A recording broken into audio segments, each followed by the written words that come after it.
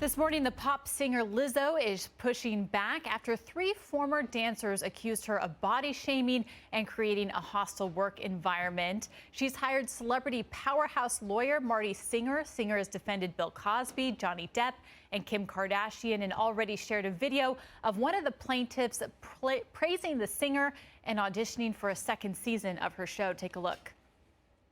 I look up to her so much, and I just want to follow in her footsteps and not only be an amazing dancer, but be an amazing singer and storyteller.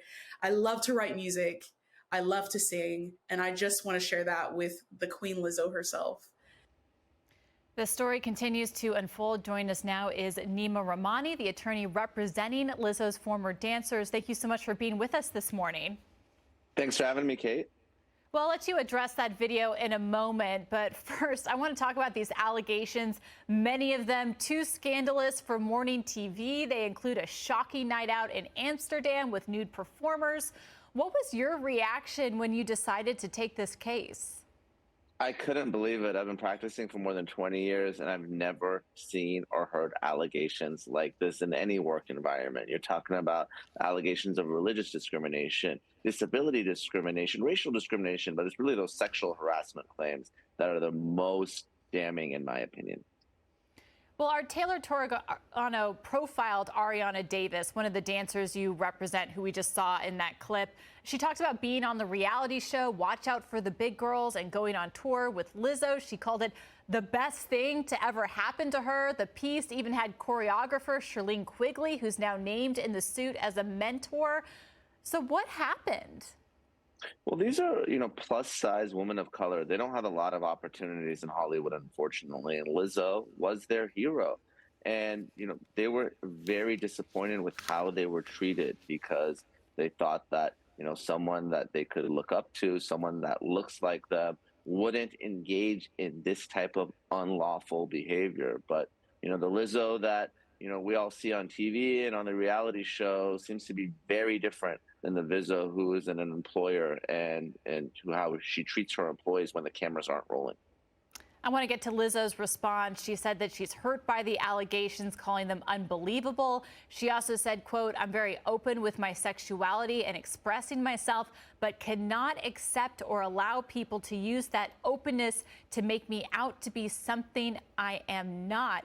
I mean, when they signed up to tour with Lizzo, did your clients not understand what they were signing up for? Well, being open with your sexuality doesn't give you a green light to break the law. And California has very specific laws in these types of cases. And, the example I like to give is I can be as open as I want, but the reason sexual harassment laws are on the books, because if I ask one of my employees out on a date, they're in a position where they can't say no. There's this disparity in power, and these laws exist to protect employees from employers and bosses like Lizzo who mistreat them. Well, and Lizzo, I mean, her whole brand is body positivity. In fact, she had this to say when that reality show won the Emmy last year. When I was a little girl, all I wanted to see was me in the media. Someone fat like me, black like me, beautiful like me. But you're saying that that's not Lizzo's message behind the stage, behind closed doors?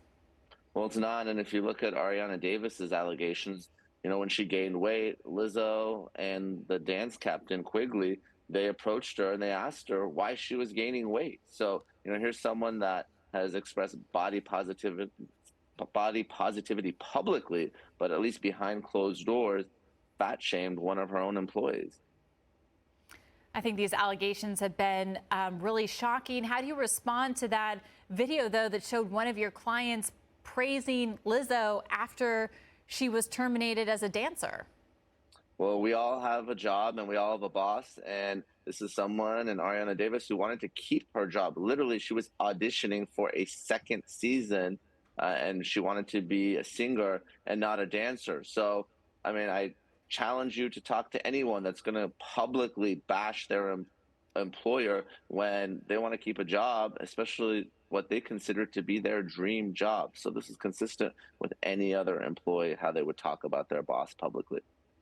All right. Well, thank you so much for joining us this morning and addressing the claims. Neama Rahmani, who's also president, by the way, of the West Coast Employment Lawyers and representing Lizzo's former dancers. Thank you for joining us. Thanks for having me, Kate.